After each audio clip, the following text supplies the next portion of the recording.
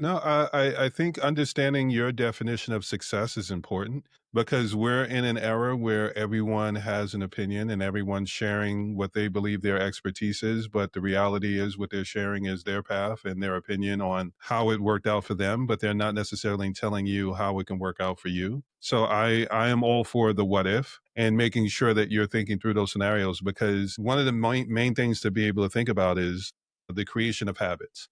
Mhm. In order to be able to properly get rid of a bad habit, you have to be able to replace it with a good habit. So Absolutely. if you plan for, okay, well, I've got a bad habit of saying I'm going to put this off until later, I'll think about it later. If you replace that with a what if, then you won't have to sit there and jump through the hoops. You won't have the urgency. You won't have all of the extra things. Which you can start to practice is discernment.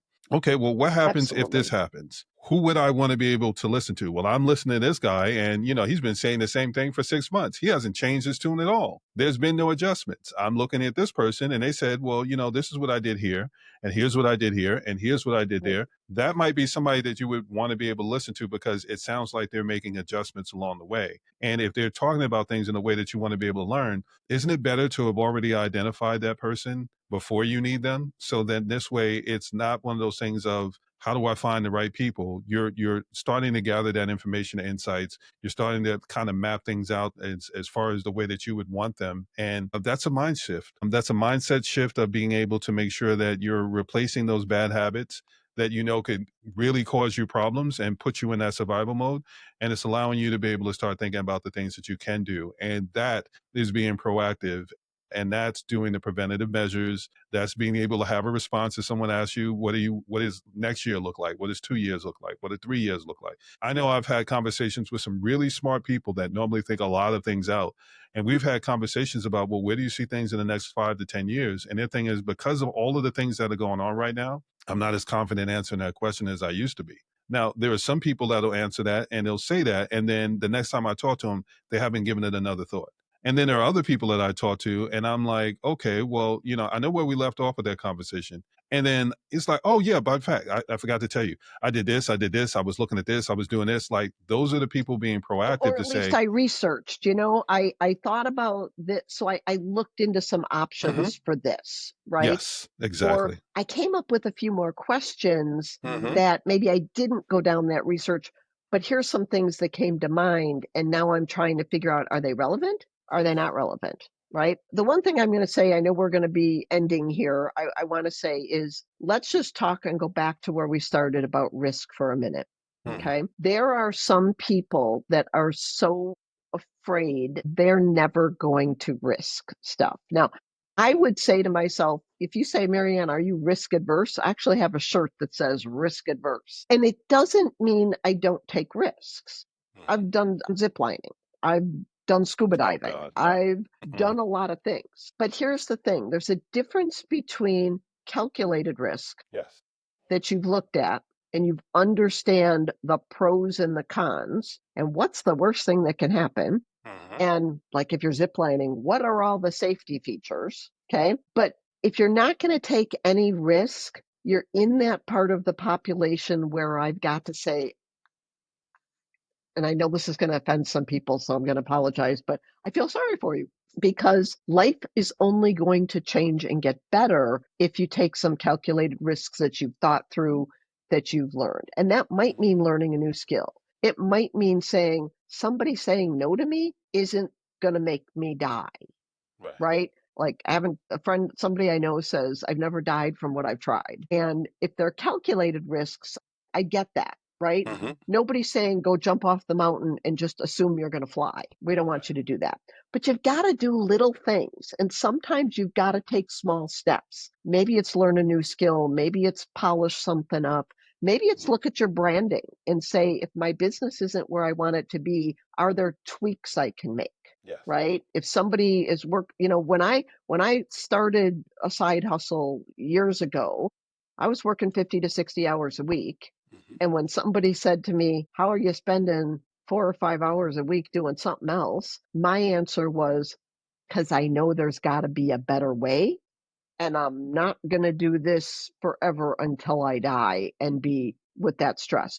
And sometimes you have to get through stress and Hmm. anxiety to get through the door on the other side.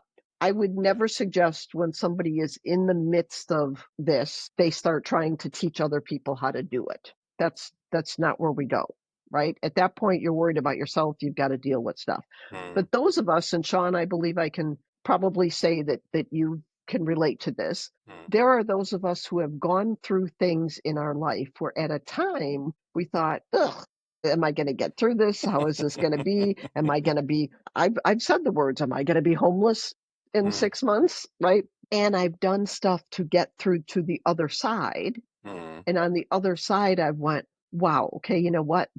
That truthfully wasn't as bad as I thought it was going to be. right. And here's how I'm better for it. So I work with those people. I want to know those people. I want to talk to the people who go, Marianne, I get it. I was someplace and I got through stuff and I'm stronger and better and I want to help people. And I think everybody who wants help and who has an open mind should be able to work with, talk to, network with, meet Mm, with people who have integrity and who yeah. truly want the best for them. Now, just be clear, that doesn't mean that I don't get anything out of it. It doesn't mean you don't get out of it. Doesn't mean that when you help somebody grow their business, you don't get a paycheck for doing a service, Mhm. right?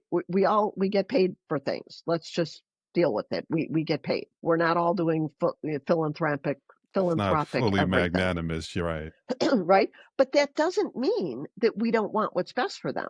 Mm, It means we want to take them along with us and we want to see them succeed. So, in closing, I'm going to say to people work with people who truly want you to succeed. Please ask questions. If you can't get the answers to your questions and you're still feeling uncomfortable, don't go along with that person.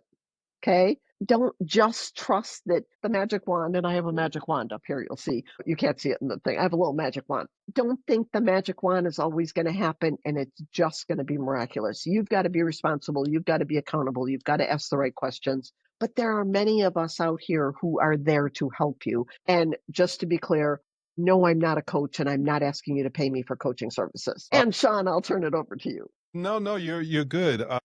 I'm going to bring it back a little bit because I know we are coming up on the close, but whenever I have someone on and we talk about multiple things that could be done, I always try to bring it back to if they don't do anything else, what's one thing that they can do?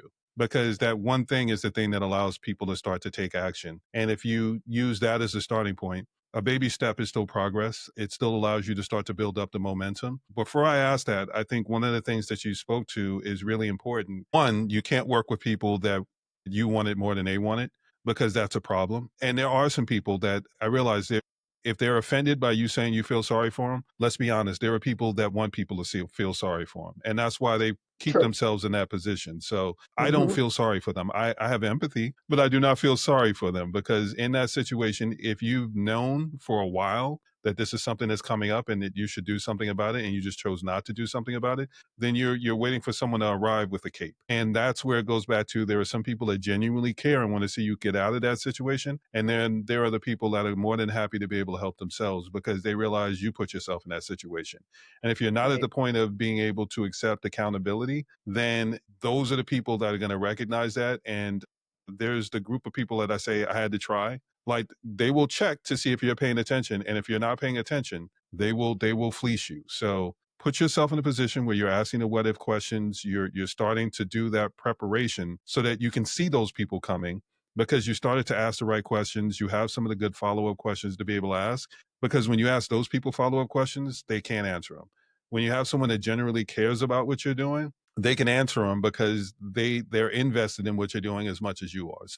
And they know, right? You and I both sat here without a script, mm, right? And we were able to answer this. yeah, If somebody can't, there's nothing wrong with going and finding out an answer, but when it's every question, it's yeah, somebody else needs to answer and you're asking someone to trust you yeah. and let you lead them, that doesn't work out, right?